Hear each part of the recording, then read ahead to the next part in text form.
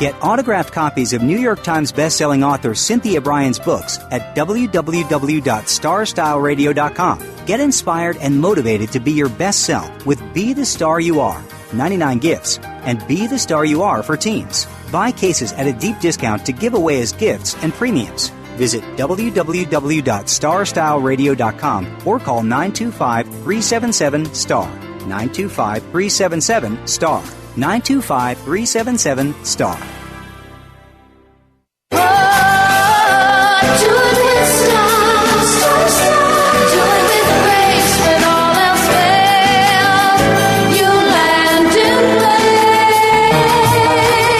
You have a plan for your life. You've set goals. You know where you want to go. Congratulations on finding Star Style. Be the star you are. Our vibrant hosts, passion, purpose, and possibility producer Cynthia Brian and her energetic daughter, healthy living specialist Heather Brittany, share the best roads, fastest detours, and successful strategies for a life worth living.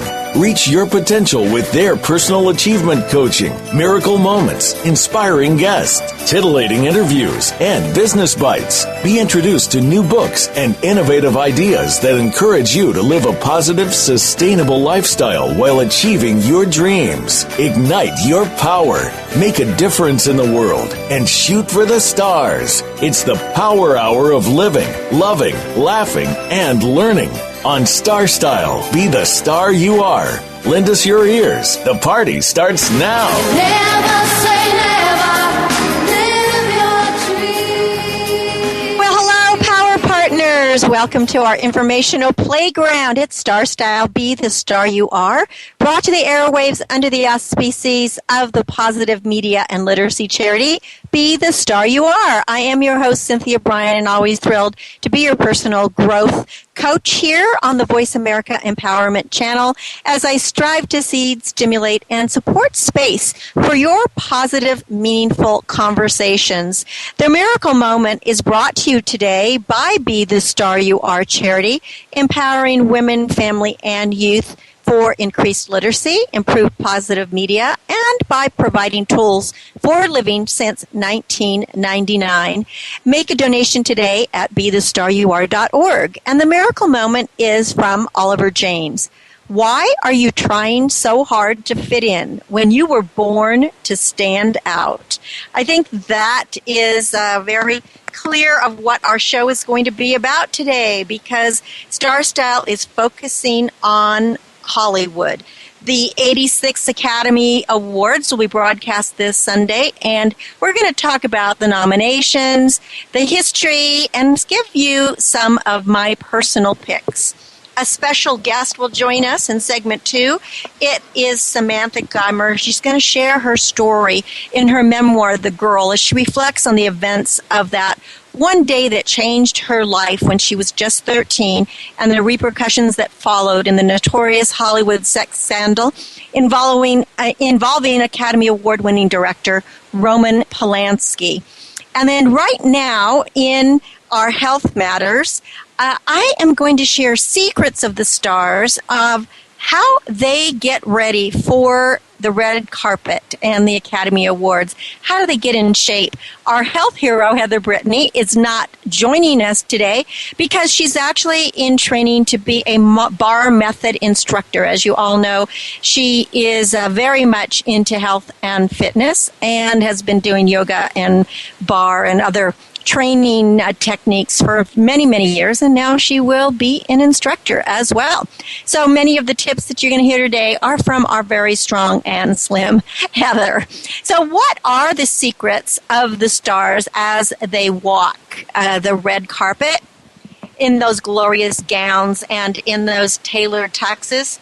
Well, this Sunday marks the granddaddy of all award shows, of course, the Academy Awards. And I really, really do love this time of year, tuning into the red carpet coverage, you know, with all the different shows, the SAG Awards, the People's Choice Awards, the Golden Globes, you know, the Grammys, all of that. We discover which designer stars are sporting. We witness behind-the-scenes tweets. We see all the glam and the glitter.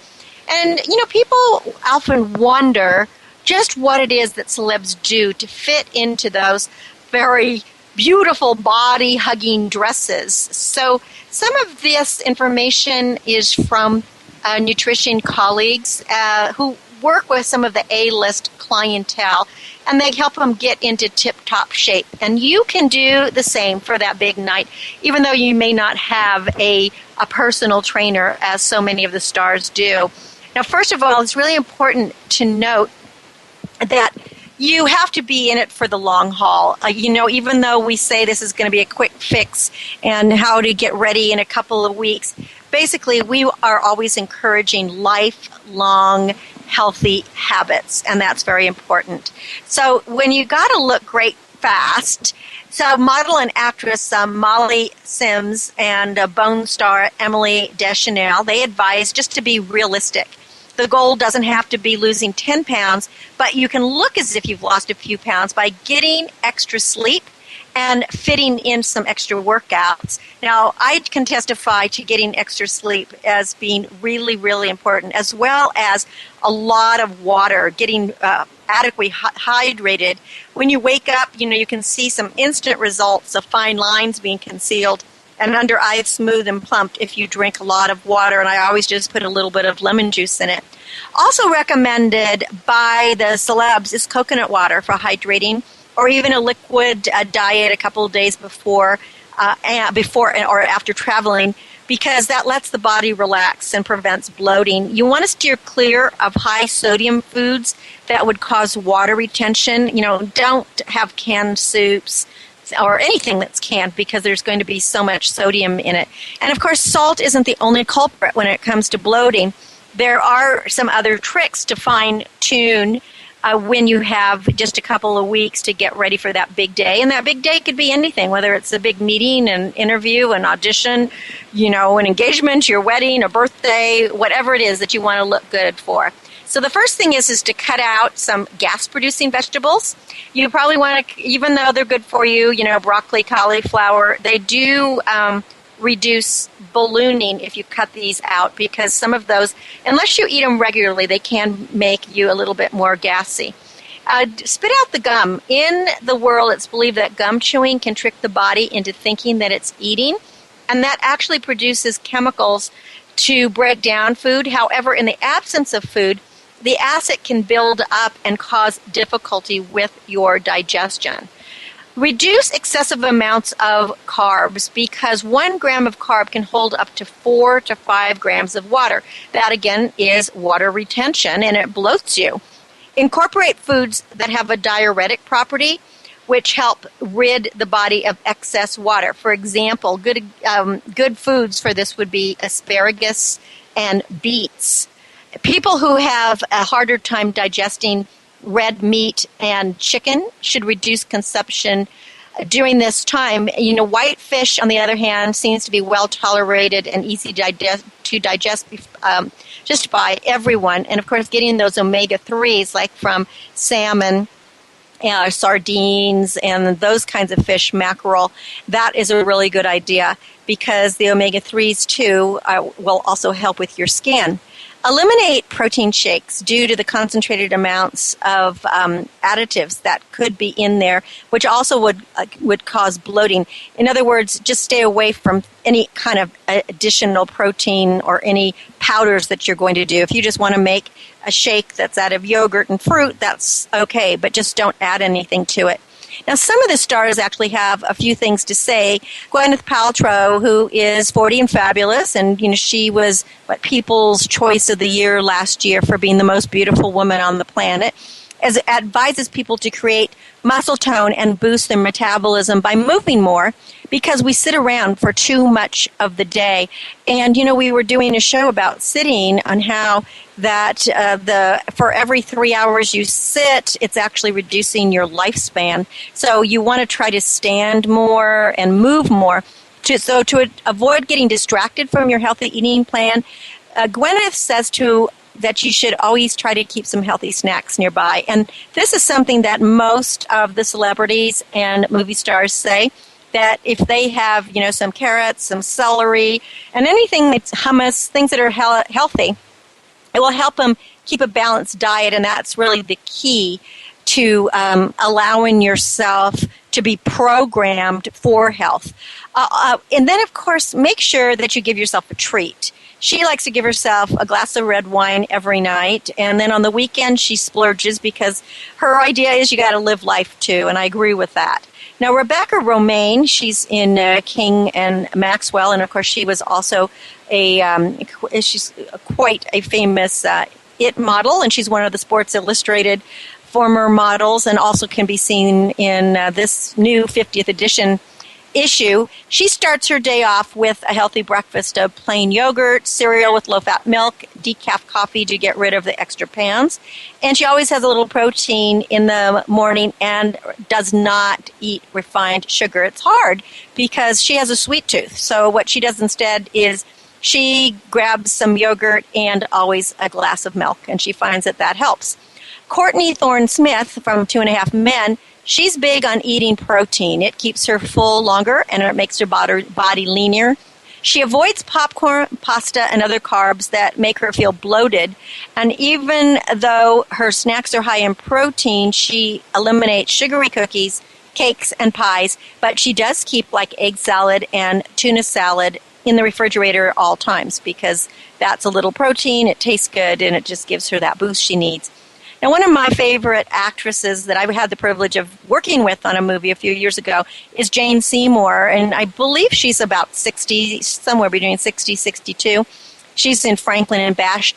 And what she does is she, besides eating well, she makes sure to take long walks, and she keeps active so that she doesn't gain weight when she goes to all these parties and dinners for the awards. She also cooks with olive oil and cuts down on fats on any of her pasta or any of her dishes so that her dishes still taste good by cooking with the olive oil. It's like that Mediterranean diet, but they have less calories. Now, Mary Lou Retton, you'll remember her as a former gymnast and Olympic gold medalist.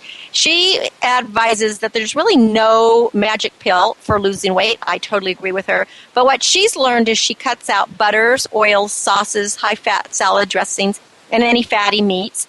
And for breakfast, she has 3 scrambled egg whites, and she doesn't fry it up with butter because there are calories in that. You know, you could use a little bit of coconut oil. That tastes good, and it's very low fat. And she has a piece of dry toast and coffee. For lunch, she has a green salad with dressings on the side, and she'll just kind of dip her fork in the dressing, but she never pours it on the salad. And something I've been doing over, the last several months, and I love it, and it really makes you taste the salad greens more, is I've just squeezed lemon juice on top, and I've eliminated the salad dressing 100% completely.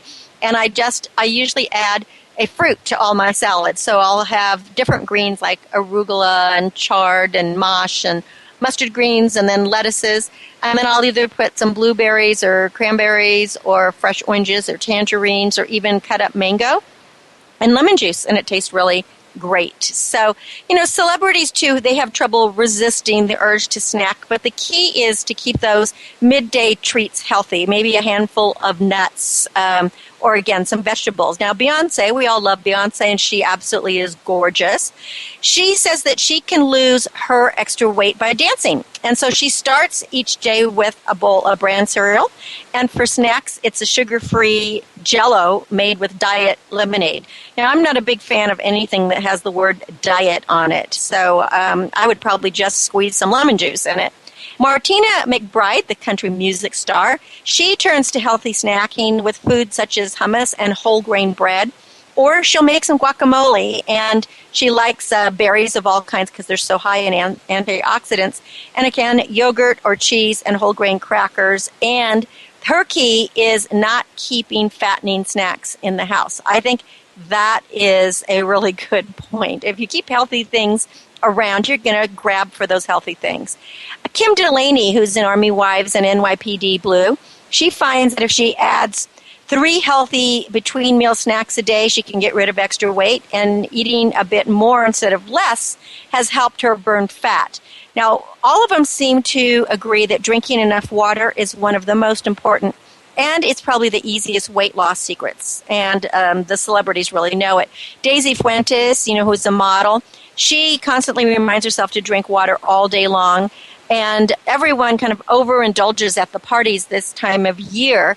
You know, there's a lot of appetizers, there's alcohol, and there's just all kinds of great desserts and foods. So if you drink a lot of water or maybe chamomile herbal tea, it cleanses your body out. So you can drink 2 or 3 cups of that a day. And then, stop eating the pasta, the rice, the bread, the potatoes for a couple of weeks before your body has to really look good in some dress. So, it's like chicken and fish and vegetables at night. Vanessa Marcel, who is from Las Vegas, she again says that she drinks mostly water and green tea. She just can't seem to brew enough of it. And those 2 steps have just helped her keep slim. Jane Fonda, the fitness celebrity who is, I think she's, mid-70s? Maybe she's closer to 80 now. And she looks amazing. And she's not a purist by any means, but what she does is, for calorie burning efficiency, she relies on cardiovascular exercise. And the type depends on where she is and what she's doing, but she always tries to walk and bike and hike, and then she allows herself that brownie or the cookie. Beautiful model and gossip girl Elizabeth Hurley. She has given up all sugar and preservatives, and her ideal dinner is really a steak, fresh vegetables, and maybe just a dab of mashed potatoes. And you can mash cauliflower instead of potatoes, and that's really, really great. And just to finish it off, a couple of tips from a couple of prominent fitness trainers to the stars. Teddy Bass, whose clients include Christina Applegate, Kate Hudson, Lucy Liu, and more. What Teddy says is grab a rope, start jumping for a major calorie burn. And, after you have any excesses, people start to think about what's going on inside their body. So you have to make a mind-body-spirit connection, and that's going to help you attain the body you desire. Plus, a change will do anybody good. So alter your cardio program, and it'll make your body more efficient at burning during, any of these party times. And Valerie Waters, whose clients include Jennifer Garner and Uma Thurman and Charlize Theron, she does strength training. She thinks that's an essential component of every woman's exercise program, and training different muscle groups on specific days. For example, on Mondays you may do triceps and biceps, and Tuesdays shoulders and back, and legs and shoulders on Wednesday, and then rest for a day, and then start all over again, because what you want is lean muscle growth. And then finally, just for that walk down the red carpet, these are just my final little tips. Tea up to trim down. Again, that green tea, it's a hot body brew. It really helps you keep slim and keep the weight off. Be a cocoa buff. People who eat chocolate have less belly fat. So, and I'm talking about a whole box, but a piece of dark chocolate every day is healthy for you. Veg out more. You want to eat more veggies. Take a stand, and that is, that standing an extra 3 hours a day will burn 720 calories in a week, and that'll help you lose 2 pounds. So you want to try that. Pack in the protein. Start your day with a high-protein breakfast like Greek yogurt, and you can shave off 120 calories at lunch. Phone it thin, and that means dial up your willpower. Put a healthy themed picture as your cell phone wallpaper. People who look at fruit ate 106 fewer calories. Isn't that interesting? And then get on the choo-choo. Consume 112 fewer calories by chewing twice as much. Now, that's something that I'm really working on, is eating slowly and mindfully. So if you chew a little bit longer, you might even use more calories. So I hope those tips are helpful for you as you get ready for your big parties and your red carpet debut. When we come back from break, I will have Samantha with us and her memoir, The Girl. It is a life in the shadow of Roman Polanski. I am Cynthia Brian. You're listening to Star Style. Be the star you are. Don't go away. Be the star you are. The star you are. Be the star you are. Be the star you are. Light up the flame that burns Make a world of difference in a world of differences when you support Be the Star You Are 501c3, a literacy and positive media charity dedicated to empowering women, families, and youth. Visit BeTheStarYouAre.org to make a tax-deductible donation today. Everyone counts. Donate today. BeTheStarYouAre.org. Be the lucky star you are.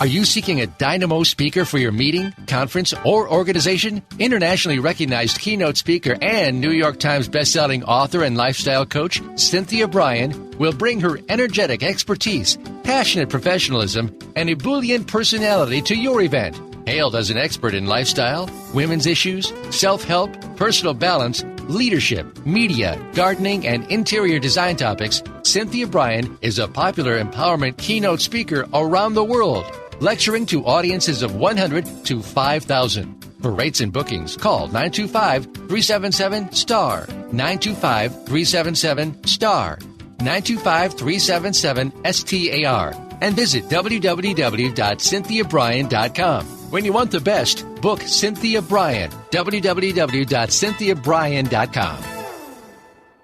Be the star you are. You are the star. Plug in your headphones and tune in to enlightening interviews with acclaimed authors and successperts as our Oprah of the airwaves, Cynthia Brian, gabs with the gurus. Lend us your ears for the Power Hour on Star Style. Be the star you are. Now, here's Cynthia Brian. Find all you need in the light that shines. The secret to every success lies not in what or even who you know, but clearly seeing where you want to go. Here at Star Style, Be the Star You Are, we bring you the pioneers on the planet because we believe that you have the power to have it all. We intend to help you get going in the right direction, and these authors and experts have something to say. Internationally famous film director Roman Polanski was arrested in Los Angeles in 1977 for raping a 13-year-old girl during an alleged photo shoot after feeding her alcohol and a sedative. He was 43 at the time, and after being convicted of a sex with a minor offense, he fled to France prior to sentencing. Samantha Geimer was the girl in the case, and she has survived and thrived. She finally tells her side of the story in her new book, The Girl, A Life in the Shadow of Roman Polanski. Welcome, Samantha, to Star Style, Be the Star You Are. Hi, Cynthia. It's good to be with you today. Well, I'm really happy to have you on the air with us, Samantha, so that our listeners in the world can hear what you have to say about what happened those years, 37 years ago, when you were just a little 13-year-old girl and you met with this Oscar-winning director. What I love about your book is you've made it really clear that you will not be a victim and that you have forgiven Roman Polanski and you wish that the entire brouhaha would go away. So it's great that you wrote this memoir now. Tell us what inspired you to write it now and to get this word out here to empower other people who might have experienced similar occasions after 3.5 decades of, having to be in his shadow. Well, I avoided, talking about it because it is uncomfortable for my family. But after his arrest in 2009, we got a lot of unwanted attention. And what I wanted to do was just tell the truth of the story, as I remember it and as it happened to me, because it's been so greatly distorted over these 36 years with other people kind of taking charge of it and, really hijacking the story into something that wasn't true. So I wrote it because I just wanted to set the record straight and just tell the truth on my own terms. But what I've found is that people are finding some comfort or they can relate to it, and it's not so much the celebrity part of the story, but people are finding meaning in it because so many people have these types of experiences, and they're just connecting to what my family and I went through, and how we came out the other side of it and moved on. Well, let's talk about how you moved on, because not only were you made it so clear in the book that your life was basically hijacked after this experience, that you didn't invite it, it happened, and it was like it became a media frenzy for years and years and years. You were always talked about, and there was so much speculation. And, I feel for your mother, because she must have been a young mother at the time, and she was made to be like this villain who might have even been supporting him in what he did. Yet you always you took the high ground. What helped you get through it? Well, I mean, right after this happened, we did have a really tough time, and the publicity, like the worldwide publicity, was very intense and unexpected for us. This was many years ago, before we're used to celebrity scandals being all over the news. We just had nightly news. There was no CNN back in those days, so it was very intense. It was very hard on my mother and on me. And I think one of the things that helped me get through it is watching her just kind of hold her head up high. And she called the police. She took the insults. She protected me as much as she could and did what she needed to do, and never flinched or doubted that doubted that she did the right thing by calling the police, and I know she felt responsible for what happened. Of course she's not, but she's my mother, so she did carry a lot of that guilt for a long time. But I think she taught me how to get through difficult times by example.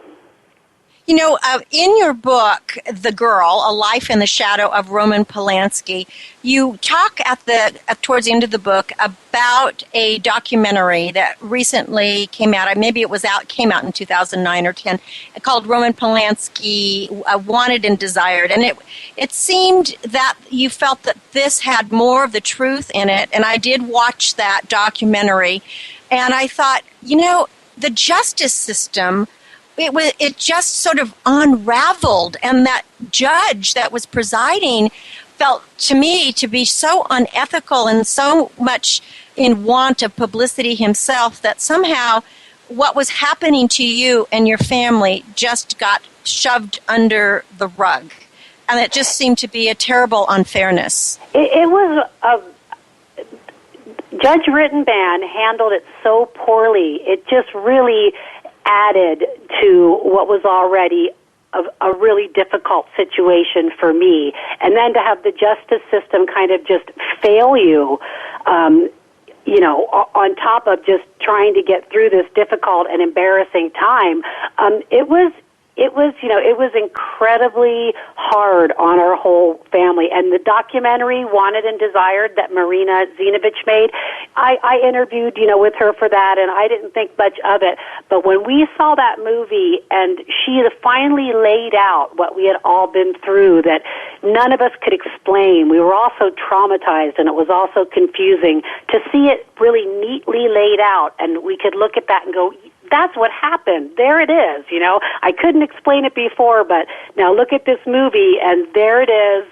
We didn't imagine it. It really happened that way. So I think it gave my mom a lot of closure, and me as well, just to be able to kind of to see it for what it was, because when you're in the middle of a traumatic event and all these things are happening, you kind of can't see the forest for the trees. So to be able to put perspective on it later, I think was really helpful for my whole family. Yeah, and it really was I thought it was a very well-balanced film, a very well-balanced documentary, that gave all sides of it. And it was interesting how Hollywood just repeatedly supported Roman Polanski, and talked about his sunny disposition, his unbreakability, his optimism, his vitality, all of those things. But that still didn't take away from the fact that he took advantage of a 13-year-old girl, and he knew full well that he was doing that. And which gets me to my point of what you were also saying in your book, and I think it's what you wanted to say, is that we really do have to give credence to the women or even men, whoever comes forward, that live through some kind of a sexual assault, and to see them as survivors and let them stand together proudly and be able to be believed. And I think that has to be the hardest, is not to be believed when you've gone through something such as what you went through. Well, for me, I really didn't even want to tell anybody what happened. I was confiding in a friend when my sister overheard. So I hadn't really wanted to tell. I would have kept it a secret. But then to be forced to tell and then be called a liar on top of it made me, a very angry young woman for at least that entire year. So it's difficult when people don't believe you, but that's going to happen sometimes. Many celebrities wrote letters for him, including, interestingly, Mia Farrow, saying what a fine man he was and that he couldn't have done such a thing. And I understood it, and I understand it now, because if you know someone, it's difficult to believe they might do a really bad thing.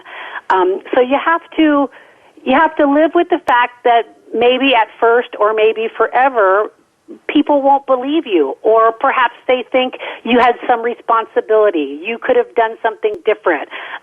You're terribly damaged, or you're not damaged enough. But I think the important thing is to just know that this happens to a lot of people. You'll have your own experience. You'll have your own reaction.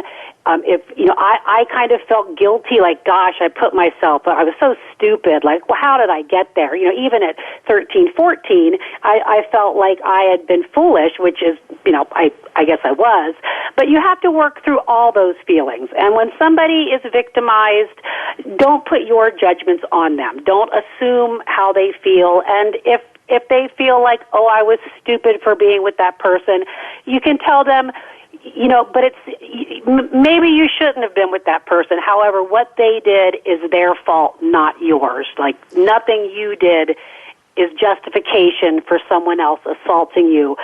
But I wish people would let victims express themselves and just validate their journey on coming to terms with what happened. And as a victim, there are people who still don't believe what happened to me, or still have opinions about it that are untrue. You need to, set aside strangers and people who you don't know, and learn to heal regardless of the judge, regardless of celebrities, regardless of public opinion, regardless of the town you live in. Heal yourself anyway, because you're the only person who can do that, and you have to do it from inside yourself, and know that when you're helping somebody who something like this has happened to. Well, you hit it right on the nose. Happiness is an inside job. So we can decide to be victims or volunteers of victims, or we can decide that we're going to find our strength and work through it, which is what you did. We're speaking with Samantha Geimer. She is the author of her memoir, The Girl, Life in the Shadow of Roman Polanski, which is based on what happened to her at age 13 in 1977. You brought something interesting. You just said no matter where you live. It seemed to me when I read The Girl that your teenage years were rather tumultuous, after this incident. Whether you would have been rebellious just because you were a teenager, like so many people were in the 1970s, or it has something to do with what had happened to you. But it seems like what was such a grounding, a great experience is when you moved to Hawaii with your husband and mother. Can you talk about that? How that move might have changed you? Or I think that was one of the luckiest and best things that happened to me, to be moved away from the Southern California, Hollywood area where people find this much more interesting, and there's a public interest in celebrities there that's a little bit more intense than most places. And where I moved to the North Shore of Kauai, honestly, a lot of people really don't even know who Roman Polanski is.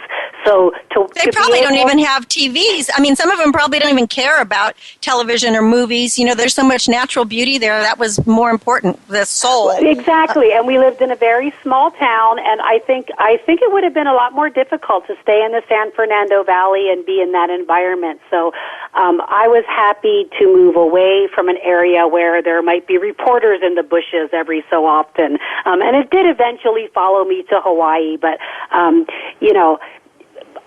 moving somewhere far away where nobody cared about the celebrity nature of this was very good for me.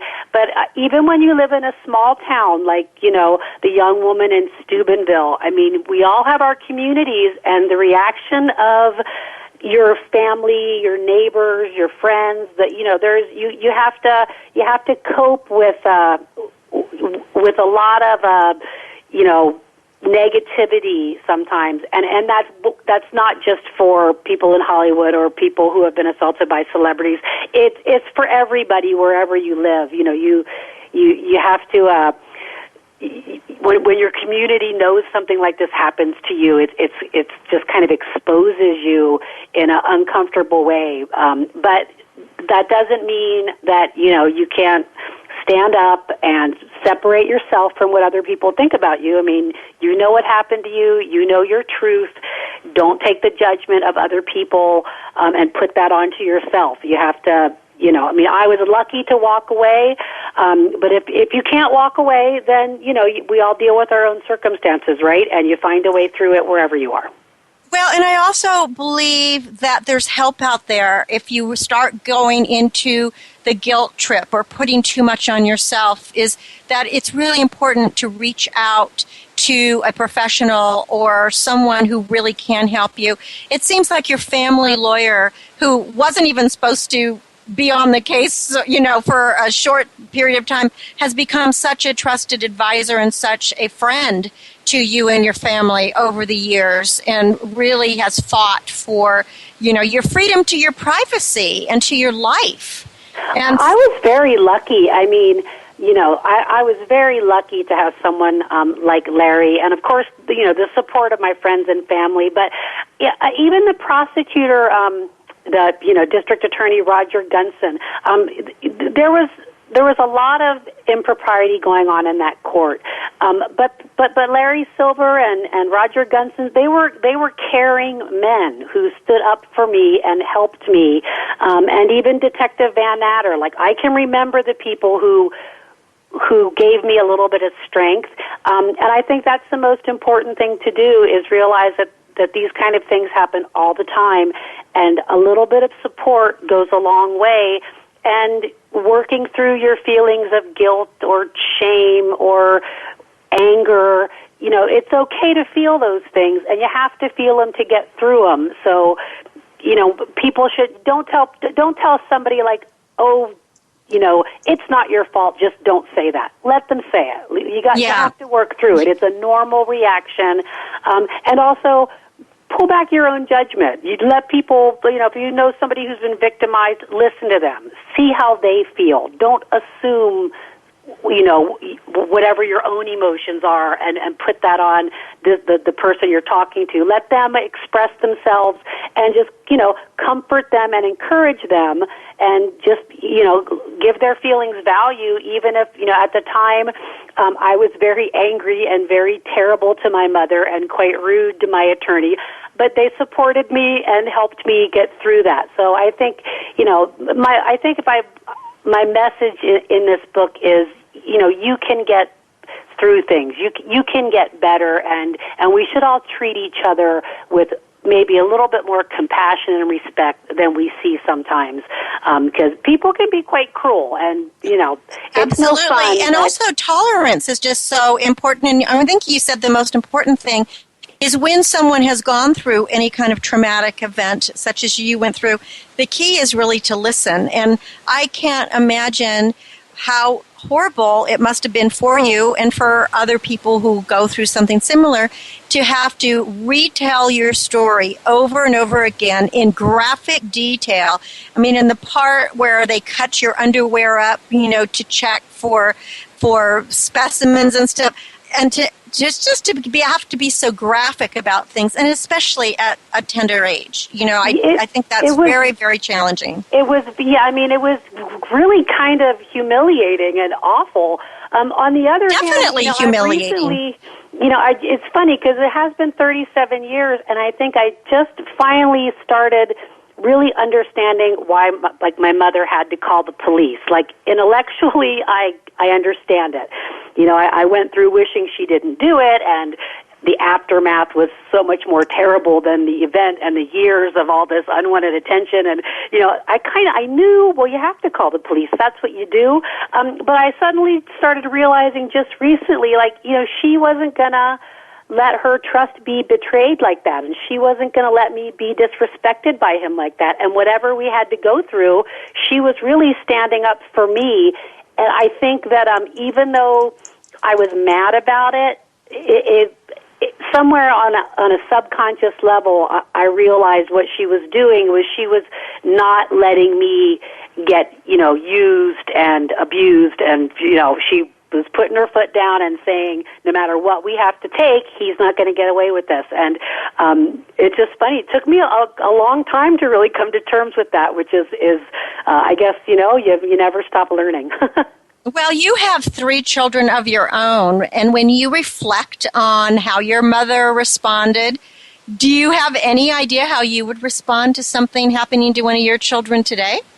Well, I have all boys, so I've always just been on this other end of trying to teach them, you know, to be respectful to women and girls, yes. And to, you know, to treat them as human beings, just like, you know, like not, you know, girls, boys, whatever. Everyone's a human being. Show respect, and you know, don't be chauvinistic towards women. I think is kind of what I've tried to teach them.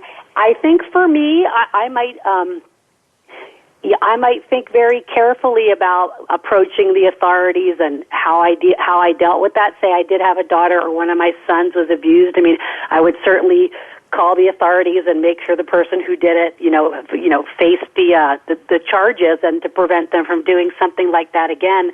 But I think I might my sensitivity towards handling it, you know, I would probably be really thoughtful, because I would be fearful that it would be I wouldn't want to make it worse. So I'd be really careful, because for me it got so much worse after the police were called. I would just be thoughtful and think, okay, how can we do this with the least possible additional damage? Right, because, I mean, we're talking again with Samantha Geimer. She's the author of The Girl, A Life in the Shadow of Roman Polanski. And, you know, it's interesting because we never know what we will do in a situation unless we have to go through it. But in your case, it became, as you stated earlier, it became such a media circus, and it became so much more about the media and all the proceedings around it, that probably that was so painful that, you know, maybe you could have forgotten or at least passed over what had transpired, because it didn't seem like it was violent. It was wrong, but it wasn't violent. But the media became violent. I mean, it became harassing. It was terrible. Yeah, I mean, I understood that, you know, what happened to me is not that uncommon. I understood that much worse things happened to me. So I think I would have coped with it just knowing that, like being grateful that I wasn't dragged into a car or alley, or you know, somebody in my family did something like that. But when you have when the media interest was so strong, and now even the judge is playing to this international media, it really like shrinks you down. It's like somehow this whole giant case is all about you, but you become like this little nothing in the midst of this, you know, public sensation. So it was hard. You know, I think I lost myself for a little while, for a few years, and I wouldn't recommend my path of recovery to other people, because I was a little self-destructive there through my teenage years. But well, and you're very honest about writing about that. I mean, you know, you really, and I felt that was very brave of you, because how often we would take that path of self-destruction when something happens to us that's confusing or, you know, hurtful. Instead of moving to the light, we sometimes go to the darkness, you know, but fortunately you came through it all. And again, right, I think it's important for people to understand that. The journey. It's a journey. Yeah, maybe you're headed in the wrong direction, but it's never too late to take a step to the side, or take a step back. You can always change your path, even if it's a little bit difficult, even if your journey's taking you through a dark place. It doesn't have to go in a straight line. You could always now, turn it around. Looking back, Samantha, I don't know if he's probably never going to come back to this country. And does it feel like it's behind you now, or is it still something that every time his name comes up, you get dragged into it? Or do you feel pretty much closure now, and that your path is to help other people understand that they have the power and that they need to have strength and that they can move forward and, be the person they were always wanted to be? That is kind of the way I feel now. I mean, Roman Polanski and what happened, it's just part of my life. And we all have negative things in our life that you have to accept, and it becomes part of your life. Writing the book on my own terms when I felt like it and just telling the truth of the story, I was surprised how much better I felt after I did it. So I'm very happy that I did it. And, at least it took the time to say my piece and talk about it the way I wanted to talk about it, instead of, should Roman get an Oscar? Should he be allowed to come? I was glad to take charge of it myself and say, this is my story. And I'm surprised that it really did make me feel better, because I didn't know if it would or not, but it really did make me feel better. And now, I'm just happy that people are finding some meaning in it, and instead of just, kind of a true celebrity crime story, that people go, this happened to me or my friend or my sister or somebody I know, and I'm happy that people are connecting to what I went through and what my family went through, and I hope that people seem to be surprised that I'm okay or can't believe that I might be forgiving. And I just hope, that I can get that message out. Like, you can be okay, you can be forgiving. It's hard, but you just keep trying. If you still feel angry and hurt, forgive yourself and try again tomorrow to move forward and get those negative feelings, behind you where they belong. What a wonderful, positive message that you have, because forgiveness is absolutely key to our own health. Because if we don't forgive ourselves and whatever has been done to us, the only person that hurts is yourself. So you set yourself free by forgiving him and moving forward, and I think you're giving that strength to others. So writing the book was a catharsis, and as I always feel that whenever you can write down what's going on, it really does help you. Plus, think about now there is a testimony to what your story is, because there's always three sides to every story, yours, mine, and the truth. So I wanted to just put my side of it out there, just like this is the truth as we remember it. But it really turned out to be a lot more. It really did give me closure that I didn't expect. And the most exciting part is that I feel like, people are going, you made me feel better. And that's the best thing in the world. If somebody tells me, oh, I read your book and, it somehow gave them comfort or helped them along with something they're dealing with. So it's been really wonderful and surprising. I'm very happy I did it, and I hope to continue to, let people understand you don't have to be a victim. You can get up and walk away, and the past is behind you, and if you can forgive. If you can't, well, just keep trying, but at least forgive yourself and move on. I love it. Forgive, forget, and forge ahead. May we give out your Facebook page, unless you have a website? Well, I just have my Facebook page, which is Samantha Jane Geimer, and that's my book for my page for the book The Girl, and I'm Sam Geimer on Twitter, and I even have a Samantha Geimer at WordPress. I've begun to blog and try and write about some things that are happening currently, and just use my experience in a positive way to do whatever I can to take all that negativity we went through and make something good from it. Well, bravo to you. Congratulations. Samantha Geimer, her book is The Girl, A Life in the Shadow of Roman Polanski.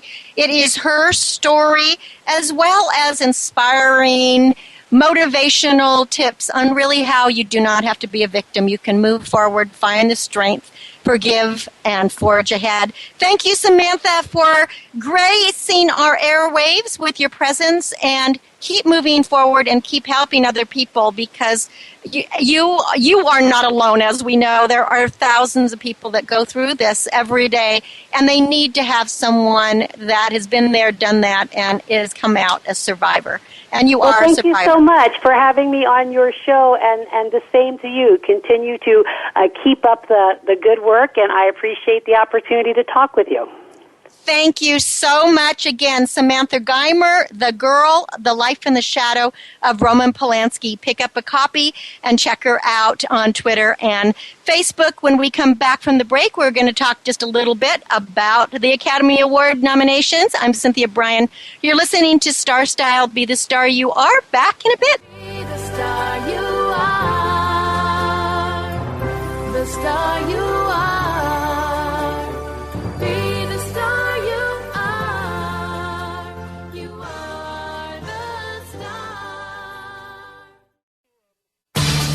Change your world. Change your life. VoiceAmericaEmpowerment.com. This business of show business is calling out to me. Get started acting or modeling with a consultation from media coach extraordinaire Cynthia Brian, who has guided entertainment careers for over 2 decades. Call 925-377-STAR or visit www.cynthiabrian.com. Pick up a copy of her award-winning book, The Business of Show Business, and start living your dreams today. Call 925-377-STAR. 925-377-STAR. Be the star you are.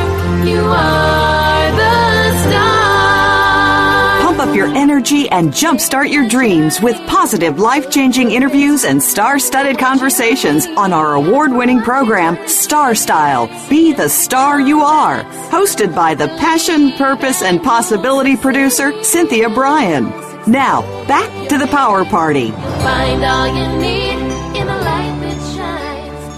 You're listening to Star Style, Be the Star You Are. I'm Cynthia Brian. We're on the Voice America Empowerment Channel.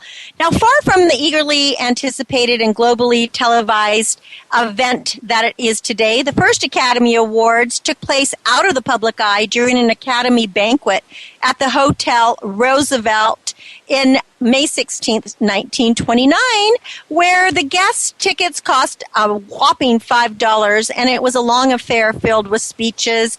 And the Academy president was Douglas Fairbanks, and work of just handing out the statuette. There were no surprises because the announcement and the awards had actually been announced like 3 months earlier, but it changed the next year when the results were kept secret. And then a list was given to the newspapers at 11 o'clock on the night of the awards. And the policy continued into 1940 when, much to the Academy's consternation, the LA Times broke the embargo and published the names of the winners in its evening edition. So that's what prompted the Academy in 1941 to adopt that sealed envelope where, and the winner is, and they opened the sealed envelope. So there were 15 statuettes in the first ceremony in 1927 and 28, and they continued to hand out awards at banquets held at the Ambassador and Biltmore hotels until 42. But then there were so many people coming that the 16th Oscar ceremony was held at Grauman's Chinese Theater in Hollywood, and the event has always been held at a theater since then. It was first televised in 1953, and broadcasting in color began in 1966. And since 1969, the Oscar show has been broadcast internationally, and now it reaches movie fans in over 200 countries. The statuette itself is just 13.5 inches high, and it is the motion picture's, greatest honor. It was officially named the Academy Award of Merit, and it's given in recognition of high level of achievement in movie making. According to the Academy, the origins of the name are actually a bit uncertain. But the popular story is that the Academy librarian and eventual executive director, thought it resembled her Uncle Oscar. And she said, it looks like Uncle Oscar. And the Academy staff began referring to it as Oscar. And so that name was used in a column by Sidney Skolsky in 1934, and it stuck. So here we are. That's why we have the Oscars. So now we have the 86th Annual Academy Awards going to happen this Sunday. There are 9 pictures nominated for Best Picture: American Hustle, Captain Phillips, Dallas Buyers Club, Gravity, Her, Nebraska, Philomena, 12 Years a Slave, The Wolf of Wall Street. And who's going to win? Well, I guess it's probably anybody's guess, but the crystal ball does go a little bit dim. Right now, a lot of the papers, they're all saying Gravity. I liked Gravity. I didn't love Gravity. I thought the best movie of the year was probably 12. Maybe because I'm a history buff, and I just thought it was so amazingly real and succinct, and it brought to mind a time that we often forget about. So that would be my vote. I thought Matthew McConaughey and Leonardo DiCaprio were just absolutely incredible for Best Actor. I think it'll go to Matthew, but Leonardo definitely deserves one, and I would vote for Leonardo. But who knows what he's going to do, if he's going to be able to pull this one off. I think it will be Matthew. In the actress, there's Amy Adams, Cate Blanchett, Sandra Bullock, Judi Dench, Meryl Streep. And as much as I know Cate Blanchett is probably going to win for Blue Jasmine, to work with Woody Allen and Cate Blanchett on Blue Jasmine, so it would be fun to have her win, and I'm sure she will win. But I have to say, Judi Dench in Philomena was absolutely so wonderful. I loved that movie, and I also thought that her performance was understated and just really amazing. And so I would love to see Dame Judi Dench win. There are, in directing, it'll probably go to Alfonso Cuarón for Gravity, the Mexican director, because that was a difficult movie to direct, and it was just so beautiful in 3D. But basically, this is such an exciting year because all of the movies were excellent. Captain Phillips was such a great, great movie that you can't go wrong. So make sure you tune in The red carpet starts at 3 p.m. I'm always at a party for the Academy Awards, dressed all up in finery. So do the same and have a party and enjoy the Academy Awards and pick your winners, because these are all movies worth seeing this year. Well, thanks for being great listeners and allowing me into your life every week. Heather Brittany will be back next week, and together we will be your personal growth coaches.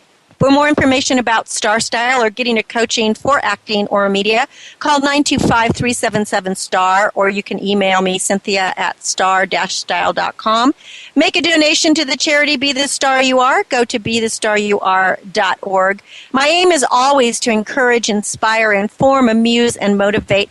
We want you to see beyond your physical being and know that you are already a star and you possess everything need to be the writer, producer, director, and star of your own life.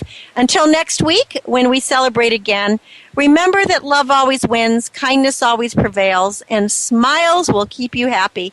My name is Cynthia Brian for Star Style, thanking you and encouraging you to be the star you are. Have a star-studded week. Thanks for joining me. Be the star you are. The star you are. Be the star you are. You are the star. Be the star you are. Keep caring. It's been a pleasure bringing you our life-changing program, Star Style. Be the star you are. We have you on our radar, as it's our goal to inspire, inform, entertain, and motivate you to be the star you were born to be. For more information, visit www.starstyleradio.com.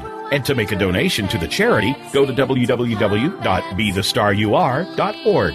Ignite the flame that burns brightly within. Take charge of your life and coach yourself to success with our dynamic hosts Cynthia Brian and Heather Brittany every Wednesday at 4 p.m. Pacific Time, 7 p.m. Eastern Time, right here on the Voice America Empowerment Channel for another serving of champagne for the spirit and a power boost to live with Star Style. Until we celebrate together next week, be the star you are.